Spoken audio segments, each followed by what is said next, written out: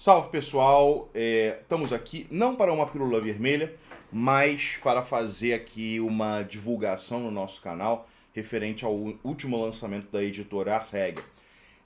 Eu vi que a última pílula vermelha está tendo uma repercussão interessante, então a próxima pílula vermelha que deve sair amanhã, quinta-feira, será sobre um tema correlato, um tema vinculado tematicamente ao caso Epstein, mas vai ser sobre um caso mais específico e que talvez tenha mais detalhes, ainda que não tenha terminado de maneira satisfatória. É um caso que eu menciono direto, e mais do que mencionar o nome do caso de pedossatanismo na Europa, mais do que mencionar, talvez seja o momento de comentar um pouco mais a fundo sobre ele. Por acaso, o não, eu, não vou, eu vou deixar detalhes para outro momento, né? Eu vou deixar detalhes para outro momento. Só anunciando aí o tema. Mas aqui nesse vídeo, nós estamos divulgando o nosso último lançamento. Geopolítica do Narcotráfico na América Latina, do professor Norberto Emmerich, que é um professor argentino, um patriota argentino, né? Um soberanista argentino. Ele já lecionou em várias universidades de todo o continente, já passou um tempo no México, se eu não me engano agora ele está lecionando no Equador. Então é um cara que tem um profundo conhecimento sobre a dimensão institucional e securitária do nosso continente. Esse livro aqui é um livro muito interessante. Sendo sincero, né, eu peguei esse livro com ele em 2023, para traduzir, final de 2023, mas eu tive uma série de contratempos, é por isso que agora tem um monte de coisa acumulada sendo publicada, tá?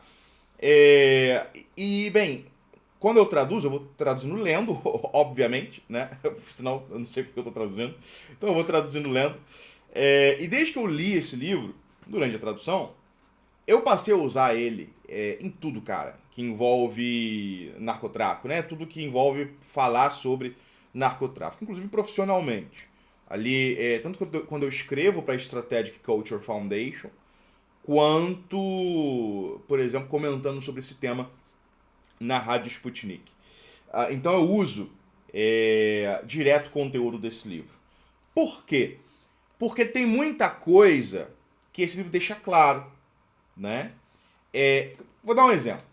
Ele explica muito bem, ele distingue muito bem tipos diferentes de organização narcotraficante, né? Como ele explica todo o processo todo o processo econômico, todo o processo produtivo do narcotráfico enquanto setor econômico, né? Ele trata o narcotráfico como um setor econômico como qualquer outro, no sentido de que tem, tal como vamos supor, no setor, sei lá, metalúrgico ou melhor ainda, a fabricação de automóveis, tem um processo produtivo que envolve, por exemplo, a extração das matérias-primas, né? Envolve ali a participação do setor metalúrgico e siderúrgico, né? Envolve ali um pessoal da engenharia, enfim, assim por diante. Eu não faço a menor ideia, eu tô chutando aqui, tá? Mas envolve vários setores. Até porque é mais de um tipo de matéria-prima, então vai vir de diferentes lugares. E tudo isso passa também pelo pessoal do marketing, etc, etc, até chegar no produto final, tá? Narcotráfico é a mesma coisa, é como se fosse um setor econômico como qualquer outro. Então você tem ali desde da produção, se a gente pegar, por exemplo, heroína ou maconha, né, desde o plantio, passando por transporte, a industrialização da matéria-prima, etc, etc, etc. Esse livro que passa por isso tudo explica, por exemplo, por que a gente não ouve mais falar nos cartéis colombianos, né, as transformações pelas quais os cartéis colombianos passaram. Ele aborda bastante coisa do caso brasileiro, dá os subsídios, por exemplo, para a gente fazer uma diferenciação entre Comando Vermelho e PCC, justificando o tipo de operação feita pelo Cláudio Castro contra o Comando Vermelho, ao mesmo tempo que o melhor tipo de operação contra um PCC ou um dos melhores tipos de operação contra um PCC, é aquele, por exemplo, que afeta a Faria Lima. Porque são tipos diferentes de organização, no sentido de que essas organizações tomaram decisões diferentes na hora de definir o que elas vão fazer propriamente e o que elas vão terceirizar para outros grupos, outras organizações. Isso implica uma série de diferenças, inclusive, em como enfrentar esse tipo de problema. O livro fala bastante sobre um conceito que ele considera chave, que é o de failed state, né? Estado falido. E que é necessário compreender o conceito de estado falido para você compreender a possibilidade de que determinados estados se tornem narco-estados.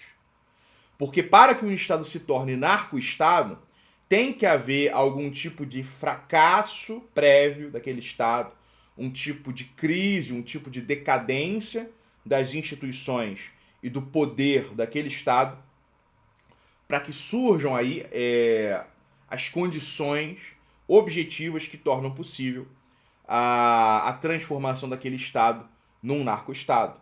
Então ele aborda bem esse conceito. Ele fala propriamente de maneira geopolítica, no sentido de que ele aborda ali a geografia do Brasil, do México, da Colômbia e de outros países, né? A questão dos rios, por exemplo, o papel do Rio da Prata, né? No caso argentino. Inclusive, dá algumas explicações do porquê que o fenômeno narcotraficante em larga escala ainda é incipiente na Argentina, mas é algo que está se desenvolvendo. Explica bem ali a questão da geografia mexicana, por onde passam as rotas, como que é o processo e assim por diante, né? Então, assim, é um livro que oferece materiais bem interessantes. Eu até posso passar aqui, tal como eu costumo fazer, de fato, pelos capítulos. O prefácio desse livro foi escrito pelo doutor Rodolfo Laterza, delegado de polícia, né, acho que Polícia Civil, né, da Polícia Civil Brasileira, um grande especialista não apenas em tática militar, sei lá, no conflito ucraniano e assim por diante, mas ele é também um grande especialista em segurança pública, tá? Eu, inclusive, já estive com ele trabalhando na rádio, né? Ele foi chamado como especialista, eu estava lá também, para ele comentar sobre a operação do Cláudio Castro. Então ele deu ali uma opinião extremamente especializada, tá? Então não haveria outra pessoa mais apta a prefaciar essa obra. Então, vamos lá. Quando a gente pega aqui os capítulos do livro, né? Então o primeiro capítulo ele aborda exatamente esse tópico da crise do Estado, né? O colapso do Estado. Então os tópicos são perspectiva política do narcotráfico. Ele coloca o narcotráfico como um problema fundamentalmente político. Por que é um problema político? Porque envolve ocupação de território e necessariamente uma situação de crise no estado em que esse fenômeno se fortalece, uma crise que é crise política, porque depende de corrupção, depende de um enfraquecimento das instituições e assim por diante. É uma questão política, fundamentalmente. De modo que ele, inclusive, nega que seja possível derrotar o narcotráfico apenas com decisões policiais, né? Apenas com ações policiais. Não no sentido que você não deva usar a força para poder derrotar essas organizações, mas no sentido que você precisa ali de mudanças políticas que eliminem as condições objetivas. Ou seja, você precisa fortalecer o Estado, você precisa eliminar os corruptos, né? Você precisa remover ali esses personagens corruptos que abrem brechas nas instituições para uma leniência, uma conivência com o crime organizado, né? Cara, o México não se tornou o que é sem a participação dos juízes, dos políticos, dos empresários, dos policiais mexicanos, né? Então, me parece que é óbvio que a solução aí é primariamente política, tá? Então, perspectiva política do narcotráfico, globalização, consenso de Washington, reforma do Estado, Estado falido, perda do monopólio da violência e o narcotráfico como ameaça internacional. É o primeiro capítulo. O segundo capítulo, descrição geral dos mercados do narcotráfico. Produção, consumo, trânsito, lavagem. O subtipo dos precursores químicos. Então aqui, o segundo capítulo é o capítulo no qual se aborda ali o processo produtivo, né? Cada uma das partes, né, explica o fato de que em alguns países ou em algumas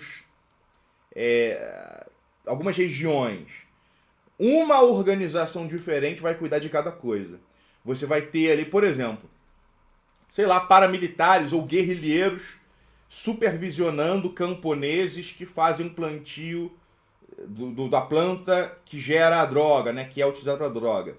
Daí você tem um outro grupo, outros personagens que compram isso, né, com esses guerrilheiros ou paramilitares e transportam, né, e aí transportam, depende da droga para onde que vai inicialmente, mas vamos supor que leve ali para um intermediário que é responsável pela industrialização da droga, ou seja, a transformação da matéria-prima em droga propriamente dita.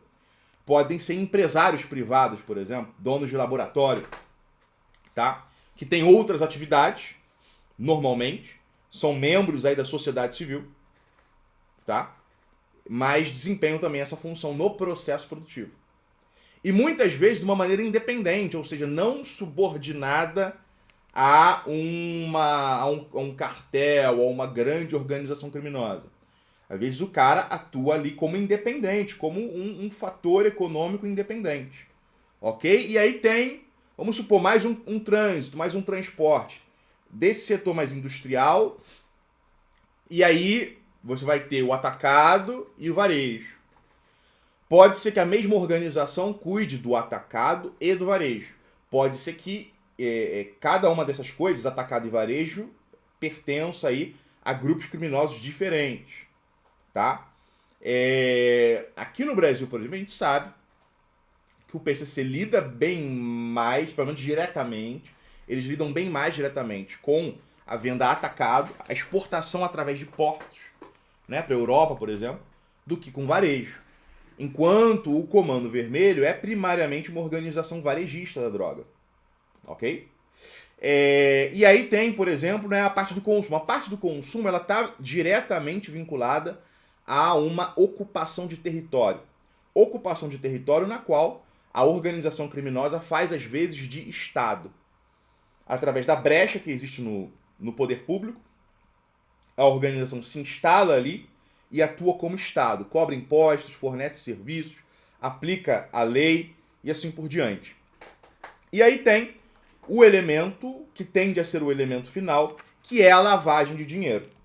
Ok? Que é a lavagem de dinheiro. O papel da lavagem de dinheiro na própria alimentação do narcotráfico vai depender da própria organização. Porque, na prática, uma organização criminosa pode ter uma renda fundamentalmente independente da lavagem de dinheiro. Ok? Essa lavagem de dinheiro conta quase sempre com a participação de bancos internacionais. Né? O livro também comenta um pouco sobre isso. Que é algo que o Enéas falava, o Enéas puxava isso do Lyndon LaRouche, né? Que falava bastante sobre o papel do George Soros na lavagem de dinheiro do narcotráfico internacional. Ok? E aí o livro ainda comenta um pouco sobre alguns cenários em que há determinados elementos posteriores à lavagem de dinheiro, que é onde o dinheiro é aplicado. No sentido de que em organizações narcotraficantes mais complexas, mais desenvolvidas, mais refinadas, esse dinheiro é utilizado para uma normalização dos chefões. Em qual sentido? No sentido de que o dinheiro do narcotráfico é aplicado não na própria criminalidade, mas em atividades econômicas legítimas. Então, por exemplo, no caso dos colombianos, os chefões começaram a aplicar o dinheiro na compra de latifúndios, na compra ou abertura de empresas normais, né? Começaram a investir no ingresso na política, tá? Então os caras começaram a se introduzir, tipo, são já personagens que estão além de um Pablo Escobar, né? Então, além de um Pablo Escobar, no sentido de que começam a operar de uma maneira mais sutil e mais semelhante à máfia propriamente dita, né? No sentido de que o cara simula ser uma figura respeitável da sociedade, um filantropo e assim por diante, né? Então, isso não acontece ainda no Brasil. O PCC pode caminhar nessa direção, mas na Colômbia isso já é uma realidade, tá? Depois vem geopolítica do México, Brasil e Colômbia, localização dos países andinos no mapa do narcotráfico, crise política, colapso social e narcotráfico, a política antidrogas estadunidense. Aí entra nessa questão da parte geográfica, né, do México, Brasil e Colômbia, o papel dos países andinos, né, a localização central deles na América do Sul. Tem aqui uma crítica da maneira como os Estados Unidos lidam com essa questão das drogas e assim por diante. Capítulo seguinte: características do mercado de consumo, os crimes predatórios, a exclusão social, desemprego e narcotráfico, a segregação de base territorial, o caso da Vila 31 na cidade de Buenos Aires, República Argentina. Então aqui faz uma análise dos consumidores, né? Uma análise dos consumidores, dos crimes paralelos, né? Das brigas, das guerras de gangue, o elemento do desemprego, né? Da exclusão social e assim por diante. Daí depois, características do mercado de trânsito, né? Baixa capacidade de controle, o caso Salvador Matza, que aí trata especificamente do trânsito de drogas, ok? Características do mercado de produção, baixa integração territorial, população indígena, fragmentação étnica. Esse capítulo trata do plantio das drogas, do porquê que em determinadas regiões o pessoal planta drogas e assim por diante. Aí depois os 3 capítulos seguintes são sequencialmente narcotráfico na Colômbia, narcotráfico no Brasil, narcotráfico no México, né? E aí é isso, basicamente. Esses são os capítulos dessa obra. Como eu falei, é uma obra... Cara, depois que eu li essa obra aqui, que é bem completa, né?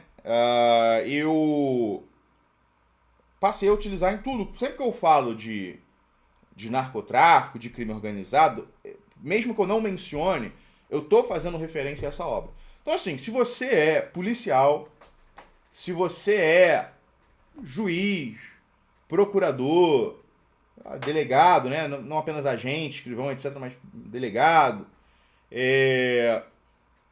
político mesmo, né? Ou alguém que lida com políticas públicas na área de segurança, um assessor parlamentar, um assessor de governador, né? Secretário de segurança pública, um assessor de secretário, ou alguém que trabalha no Ministério de Justiça e Segurança Pública, tá separando, mas não separou ainda, né? Enfim, você trabalha no Ministério, ou você é um estudante de direito, estudante...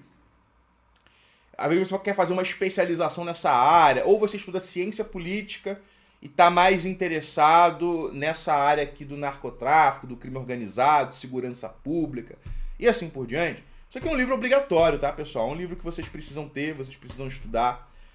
Ou simplesmente você é uma pessoa que quer entender por que caralhos a nossa região aqui, né? A nossa área civilizacional tá começando a ver esse fenômeno do narco-estado, tá?